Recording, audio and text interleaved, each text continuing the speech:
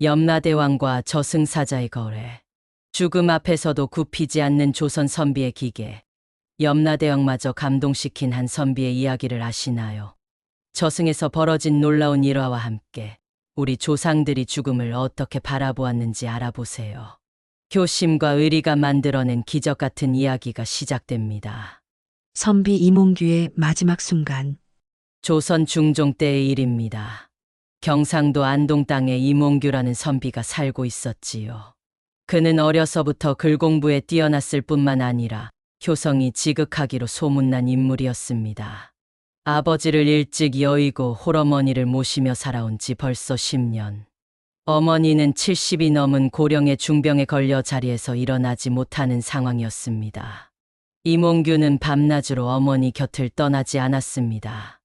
약값을 마련하기 위해 집안의 전답을 모두 팔아버렸고 심지어 조상 대대로 내려오던 서책들까지 내다 팔 정도였지요. 그런데도 어머니의 병은 차도를 보이지 않았고 오히려 날이 갈수록 더욱 위중해져만 갔습니다. 어느 늦은 밤 이몽규는 어머니의 병상 옆에서 졸고 있었습니다. 그런데 갑자기 방 안이 서늘해지면서 이상한 기운이 감돌기 시작했지요. 촛불이 깜빡거리더니 이내 꺼져버렸습니다. 그 순간 어둠 속에서 한 사람의 형체가 나타났습니다. 키가 크고 검은 옷을 입은 사내였는데 얼굴은 창백하고 눈빛이 유난히 서늘했지요. 이몽규, 그 사내가 낮은 목소리로 불렀습니다. 이몽규는 깜짝 놀라 벌떡 일어났지요. 누구시오? 떨리는 목소리로 물었지만 마음 한편으로는 이미 그가 누구인지 짐작하고 있었습니다. 나는 저승사자다. 너를 데리러 왔다. 저승사자의 목소리는 차갑고 단호했습니다. 내 수명이 다했으니 나와 함께 가야 한다. 이몽규의 얼굴이 하얗게 질렸습니다. 하지만 그는 곧바로 무릎을 꿇고 간곡히 부탁했지요. 저승사자님, 제발 며칠만 더 기다려 주십시오. 어머니께서 아직 깨어나지 못하셨습니다. 마지막 인사라도 드리고 싶습니다. 그러나 저승사자는 고개를 저었습니다. 법은 법이다. 정해진 때가 되면 누구든 따라와야 한다. 설령 그것이 부모님이라 해도 말이다. 이몽규는 더욱 간절히 애원했습니다. 그렇다면 어머니를 먼저 데려가 주십시오. 자식이 부모보다 먼저 가는 것은 천륜에 어긋나는 일입니다. 차라리 제가 어머니의 남은 수명을 대신 받겠습니다. 저승사자는 잠시 말이 없었습니다. 그의 차가운 표정에 미묘한 변화가 일어났지요. 수많은 영혼들을 저승으로 인도해온 그였지만 이처럼 지극한 효심을 보인 사람은 처음이었습니다. 저승사자는 깊은 한숨을 내쉬었습니다. 내 마음은 알겠다. 하지만 생사는 이미 정해진 것, 나 혼자서는 어찌할 수 없는 일이다. 그때 이몽규가 갑자기 일어서더니 저승사자를 똑바로 바라보며 말했습니다. 그렇다면 염라대왕께 직접 말씀드리겠습니다. 제가 저승에 가서 직접 사정을 말하겠습니다. 저승사자는 놀란 표정을 지었습니다. 무슨 소리냐? 산 사람이 어떻게 저승에 가겠다는 것이냐? 저승길에서의 대화. 저승사자는 한참 동안 이몽규를 바라보았습니다. 그의 눈에는 두려움보다는 어머니에 대한 걱정과 사랑만이 가득했지요. 마침내 저승사자가 입을 열었습니다. 좋다. 그렇게 간절하다면 특별히 기회를 주겠다. 하지만 염라대왕 앞에서 함부로 말해서는 안 된다. 저승의 법도는 이승보다 훨씬 엄격하니까. 이몽규는 기쁜 마음으로 절을 올렸습니다. 고맙습니다. 어떤 일이 있어도 예를 잃지 않겠습니다. 저승사자가 긴 한숨을 내쉬었습니다. 참으로 기이한 일이다. 내가 저승사자 일을 한 지 300년이 되었지만 이런 부탁을 받기는 처음이다. 둘은 함께 어둠 속으로 걸어갔습니다. 이승과 저승을 가르는 삼도천이 나타났고 그 위에는 다리가 하나 놓여 있었지요. 다리를 건너는 동안 저승사자가 말했습니다. 이몽규, 내가 정말로 효자인지 내가 시험해보겠다. 만약 내가 어머니보다 자신의 목숨을 더 소중히 여긴다면 지금이라도 돌아갈 수 있다. 이몽규는 단호하게 대답했습니다. 제 목숨이 어머니보다 소중할 리 없습니다. 어머니께서 저를 낳아 기르신 은혜를 생각하면 제 목숨 따위는 아무것도 아닙니다. 저승사자는 고개를 끄덕였습니다. 그 말이 진심이냐? 물론입니다. 만약 어머니의 수명을 늘릴 수 있다면 제 목숨뿐만 아니라 다음 생의 복까지도 기꺼이 드리겠습니다. 저승사자의 표정이 더욱 진지해졌습니다. 이몽규, 내 말을 듣고 보니 한 가지 방법이 없지는 않다. 하지만 그것은 매우 위험한 일이다. 무슨 방법입니까? 염라대왕께서는 때때로 특별한 경우에 한해 생사부를 다시 쓰시는 경우가 있다. 하지만 그러기 위해서는 그만한 조건을 충족해야 한다. 이몽규의 눈이 반짝였습니다. 어떤 조건입니까? 저승사자는 잠시 머뭇거리다가 말했습니다. 염라대왕께서 직접 인정하실 만한 선행을 증명해야 한다. 그리고 그는 말을 멈췄습니다. 그리고 무엇입니까? 내가 정말로 어머니를 위해 모든 것을 바칠 각오가 되어 있는지를 보여야 한다. 염라대왕께서는 거짓을 꿰뚫어 보시는 분이다. 두 사람이 계속 걸어가는 동안 주변의 풍경이 점점 더 기이해졌습니다. 이승에서는 볼 수 없는 기묘한 나무들과 꽃들이 피어 있었고 하늘에는 별 대신 형형색색의 빛들이 떠다니고 있었지요. 저승사자님, 이몽규가 조심스럽게 물었습니다. 저승사자님께서는 왜 저를 도와주시려 하는 것입니까? 저승사자는 오랫동안 대답하지 않았습니다. 그러다가 마침내 입을 열었지요. 나 역시 한때는 사람이었다. 그리고 나에게도 어머니가 있었다. 그런데 나는 내처럼 효자가 되지 못했다. 어머니께서 병드셨을 때 나는 과거 공부에만 매달려 있었다. 출세하면 어머니를 잘 모실 수 있다고 생각했던 것이다. 하지만 저승사자의 목소리가 떨렸습니다. 어머니께서는 내가 과거에 급제하기도 전에 돌아가셨다. 나는 그 후회를 안고 저승사자가 되었다. 이몽규는 깊이 고개를 숙였습니다. 그런 사연이 있으셨군요. 그래서 내가 더욱 소중하다. 내가 하지 못한 일을 나는 할 수 있기 때문이다. 저승사자의 목소리에는 간절함이 묻어났습니다. 드디어 저 멀리 거대한 궁궐이 보이기 시작했습니다. 그것이 바로 염라전이었지요. 궁궐의 문 앞에는 무시무시한 형상의 차사들이 지키고 서 있었고 궁궐 안에서는 엄숙하고 위험 있는 기운이 뿜어져 나오고 있었습니다. 염라대왕 앞에서의 재판. 염라전의 대문을 지나니 그 웅장함에 이몽규는 저절로 숨이 막혔습니다. 높다란 기둥들이 하늘을 떠받치고 있었고 벽면에는 온갖 형태의 용과 봉황이 조각되어 있었지요. 그런데 그 아름다움 속에는 말로 표현할 수 없는 엄숙함과 두려움이 함께 자리하고 있었습니다. 이제부터는 함부로 말하지 마라. 저승사자가 낮은 목소리로 당부했습니다. 염라대왕께서는 모든 것을 꿰뚫어 보시니 거짓말은 통하지 않는다. 대전 안으로 들어서니 정면에 거대한 옥좌가 놓여 있었습니다. 그 위에는 위엄 넘치는 모습의 염라대왕이 앉아 계셨지요. 키가 장대하고 얼굴은 준엄했으며 눈빛 하나하나가 번개처럼 예리했습니다.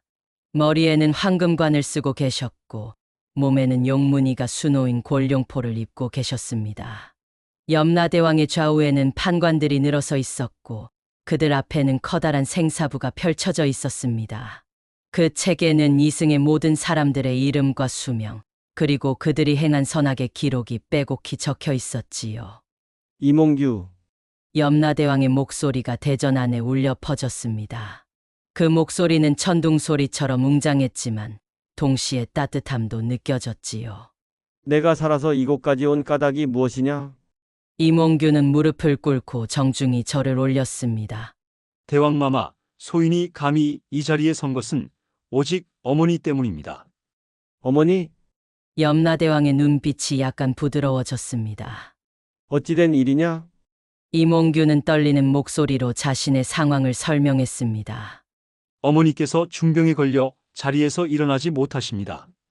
그런데 소인의 수명이 먼저 다했다 하니 어떻게 어머니를 두고 먼저 갈 수 있겠습니까? 염라대왕은 고개를 끄덕이더니 옆에 있던 판관에게 손짓했습니다. 판관이 생사부를 뒤적거리더니 한 페이지를 가리켰지요. 이몽규, 28살 경상도 안동 출신.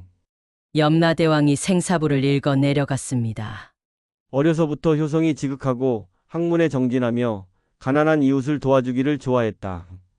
특히 어머니를 모시는 정성이 극진하여 자신의 모든 것을 바쳤다. 염라대왕이 이몽규를 내려다보며 말했습니다. 내 행적은 이미 모두 기록되어 있다. 참으로 보기 드문 효자로다. 그렇다면 이몽규가 희망에 찬 목소리로 말했습니다. 하지만 염라대왕은 고개를 저었습니다. 하지만 법은 법이다. 아무리 효자라 해도 정해진 수명을 어길 수는 없다. 이것은 천리요, 우주의 질서다. 이몽규의 얼굴이 절망으로 일그러졌습니다. 하지만 그는 포기하지 않았지요. 대왕마마, 그렇다면 소인이 어머니의 수명을 대신 받겠습니다. 어머니께서 오래 사시도록 소인의 수명을 드리겠습니다. 무슨 말이냐? 염라대왕의 눈빛이 번쩍했습니다. 어머니께서는 아직 하실 일이 많이 남아 계십니다. 동네의 외로운 할머니들을 돌보시고 가난한 집 아이들에게 글을 가르쳐 주시며 또한 소인이 장가들어 손자를 낳으면 그 아이들을 돌보셔야 합니다. 이몽규의 목소리가 점점 간절해졌습니다. 하지만 소인은 아직 어머니 밑에서 배울 것이 많습니다. 어머니께서 가르쳐 주시는 인생의 지혜를 다 배우지 못했습니다. 염라대왕은 조용히 이몽규의 말을 들었습니다. 그리고는 깊은 생각에 잠겼지요. 오랜 침묵이 흘렀습니다. 이몽규, 마침내 염라대왕이 입을 열었습니다. 내 마음은 충분히 알겠다 하지만 내가 진정으로 그런 마음인지 확인해야 하겠다. 무슨 뜻입니까? 지금까지 내가 한 말은 모두 입으로만 한 것이다. 진정한 효심이라면 행동으로 보여야 하지 않겠느냐? 이몽규는 굳은 표정으로 고개를 끄덕였습니다. 무엇이든 하겠습니다. 어떤 시험이든 받겠습니다. 염라대왕의 시험. 염라대왕은 잠시 생각에 잠겼다가 이몽규를 향해 말했습니다. 좋다, 그렇다면 시험을 해보겠다. 하지만 이 시험은 내가 생각하는 것보다 훨씬 어려울 것이다. 염라대왕이 손을 들자 갑자기 대전 안의 공기가 변했습니다. 그리고 이몽규의 앞에 환상이 나타나기 시작했지요. 그것은 마치 거울과 같았는데 그 안에는 이몽규의 과거 모습들이 차례대로 비춰지고 있었습니다. 이몽규, 이것을 보아라. 염라대왕의 목소리가 울렸습니다. 이것은 내 인생의 모든 순간들이다. 거울 속에서는 어린 이몽규가 어머니의 무릎에 앉아 글을 배우는 모습이 보였습니다. 그리고 아버지가 돌아가셨을 때 어린 나이에도 불구하고 장례를 치르며 어머니를 위로하는 모습도 보였지요. 참으로 아름다운 모습이다. 염라대왕이 말했습니다. 하지만 이것만으로는 부족하다. 그러자 거울 속의 장면이 바뀌었습니다. 이번에는 이몽규가 과거 공부를 하면서도 어머니를 간병하는 모습이 나타났습니다. 밤늦게까지 책을 읽다가도 어머니가 기침을 하시면 달려가서 등을 문지르고 약을 다려드리는 모습이었지요. 이것도 훌륭하다. 염라대왕이 고개를 끄덕였습니다. 하지만 아직도 부족하다. 이몽규는 의아해했습니다. 무엇이 부족하다는 말씀입니까? 진정한 효심이라면 어머니를 위해 자신의 모든 것을 바칠 수 있어야 한다. 심지어 자신의 영혼까지도 말이다. 그때 거울 속에 새로운 장면이 나타났습니다. 그것은 이몽규가 어머니의 약값을 마련하기 위해 자신의 모든 재산을 팔아버리는 모습이었습니다. 조상 대대로 내려오던 서책들, 아버지의 유품들, 심지어 자신이 과거 공부를 위해 모아둔 책들까지 모두 내다 팔았지요. 이것은 어떠냐? 염라대왕이 물었습니다. 당연한 일입니다. 이몽규가 대답했습니다. 어머니의 생명 앞에서 물질이 무슨 소용이 있겠습니까? 그렇다면 이것은 어떠냐? 염라대왕이 다시 손을 들었습니다. 이번에는 거울 속에 미래의 모습이 나타났습니다. 만약 이몽규가 살아남는다면 그는 과거에 급제하여 높은 벼슬에 올라 부귀영화를 누릴 수 있었습니다. 아름다운 부인을 맞이하고 훌륭한 자식들을 낳아 가문을 빛낼 수도 있었지요. 이 모든 것을 포기할 수 있느냐? 염라대왕이 물었습니다. 이몽규는 조금도 망설이지 않았습니다. 기꺼이 포기하겠습니다. 그 모든 것들이 어머니보다 소중할 리 없습니다. 염라대왕의 눈빛이 더욱 예리해졌습니다. 정말로 그러냐? 젊은 나이에 모든 것을 포기한다는 것이 쉬운 일이겠느냐? 어머니께서 저를 낳아 기르실 때 당신의 청춘과 모든 것을 저에게 바치셨습니다. 이제 제가 그 은혜를 갚을 때입니다. 염라대왕은 고개를 끄덕이더니 마지막 시험을 준비했습니다. 그렇다면 마지막으로 이것을 보아라. 거울 속에 가장 충격적인 장면이 나타났습니다.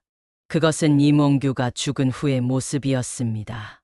어머니는 아들을 잃은 슬픔으로 더욱 병이 깊어졌고 결국 얼마 지나지 않아 돌아가시는 모습이었지요. 보아라. 염라대왕이 냉정하게 말했습니다. 내가 어머니를 위해 죽는다 해도 결국 어머니는 더 큰 슬픔에 빠질 뿐이다. 그것이 진정한 효도냐? 이몽규는 그 장면을 보고 깊은 고민에 빠졌습니다. 정말로 자신의 선택이 옳은 것일까요? 어머니는 아들이 먼저 죽는 것을 원하지 않으실 텐데. 하지만 이몽규는 다시 한번 결심을 굳혔습니다. 대왕마마, 저는 어머니께서 저보다 먼저 돌아가시는 것을 볼 수 없습니다. 설령 그것이 어머니를 더 슬프게 하는 일이라 해도 저는 자식으로서 마지막 도리를 다하고 싶습니다. 염라대왕은 오랫동안 이몽규를 바라보았습니다. 그리고는 갑자기 환한 미소를 지으며 말했지요. 이몽규, 내 마음을 충분히 확인했다. 참으로 보기 드문 효자로다. 하지만 내가 생각하지 못한 것이 하나 있다. 무엇입니까? 효도는 단순히 부모를 위해 죽는 것이 아니라 부모를 기쁘게 해드리는 것이다. 내 어머니가 진정으로 원하는 것은 내가 오래 살아서 훌륭한 사람이 되는 것이 아니겠느냐? 놀라운 거래의 성사. 염라대왕의 말에 이몽규는 깊은 깨달음을 얻었습니다.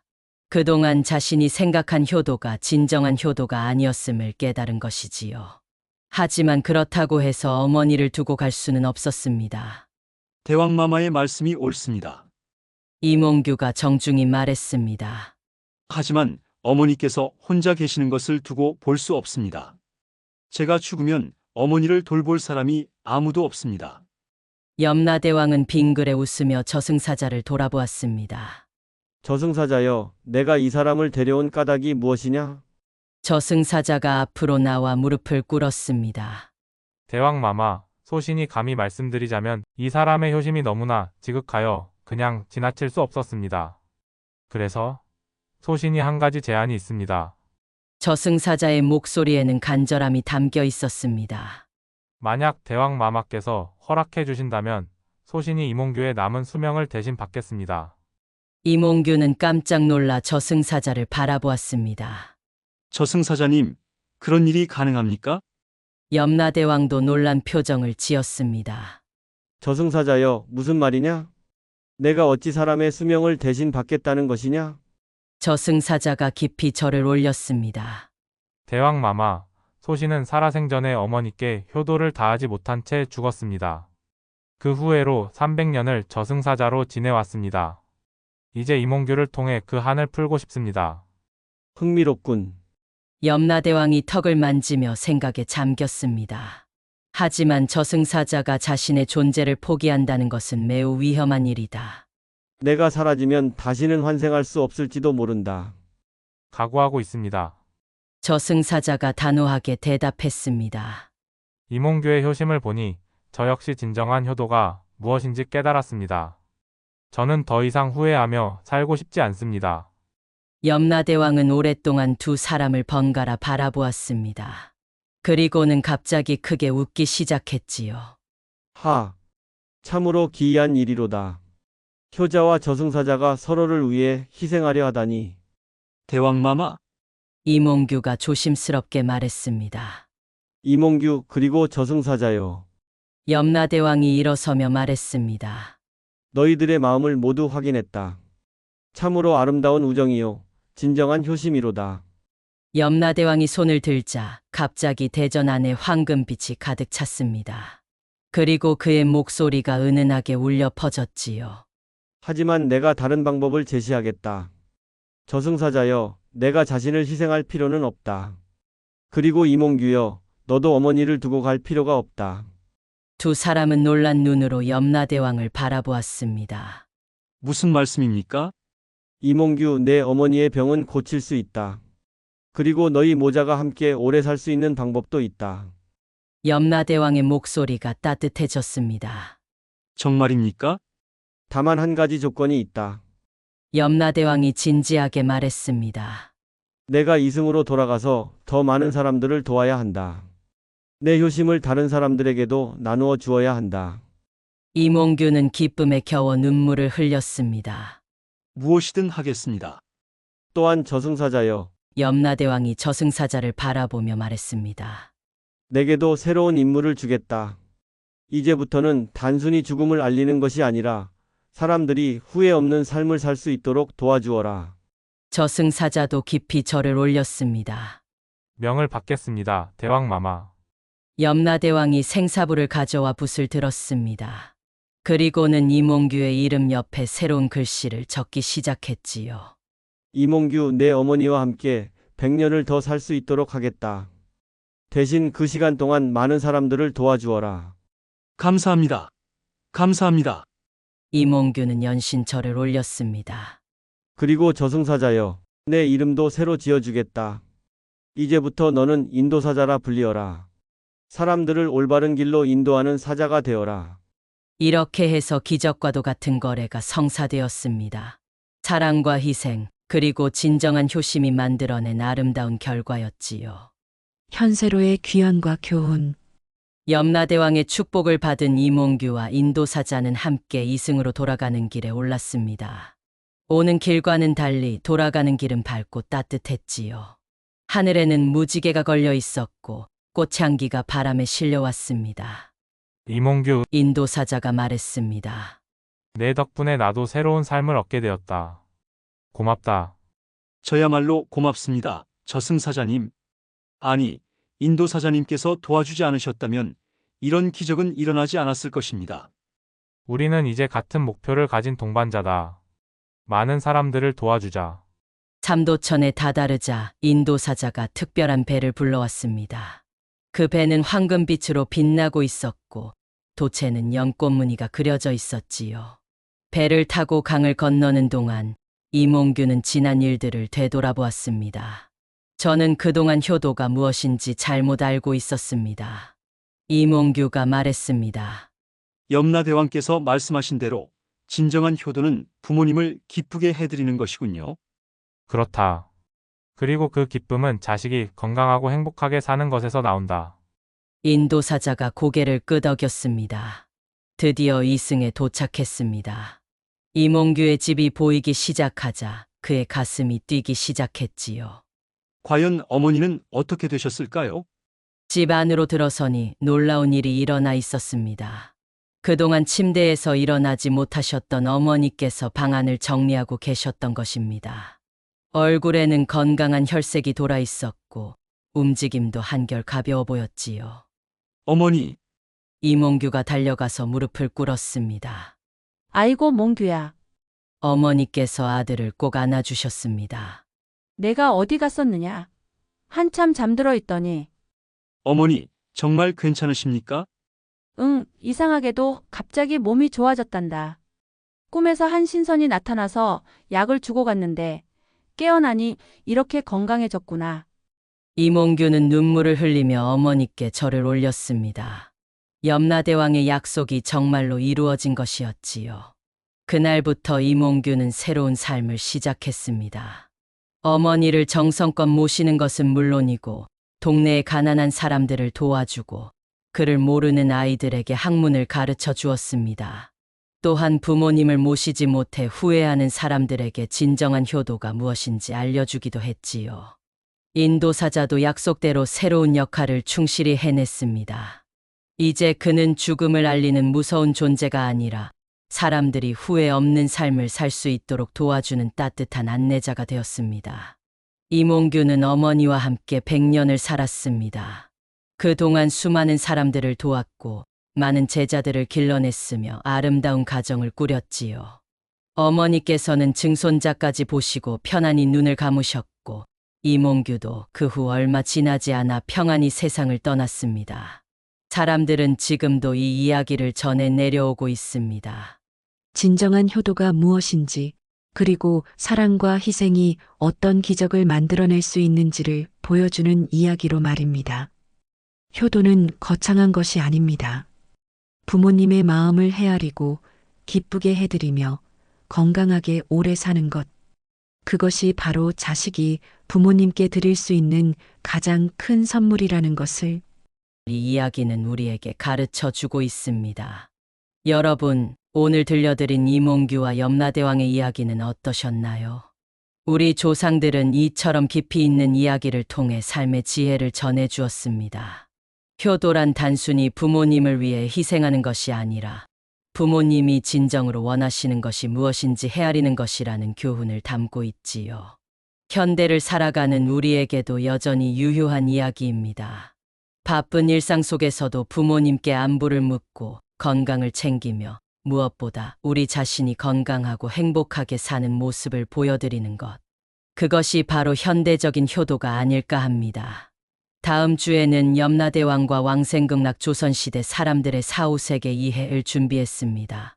많은 기대 부탁드립니다. 오늘도 시청해 주셔서 감사합니다. 구독과 좋아요, 그리고 주변 분들과의 공유도 부탁드리며 모든 분들이 건강하고 행복한 하루 보내시기 바랍니다.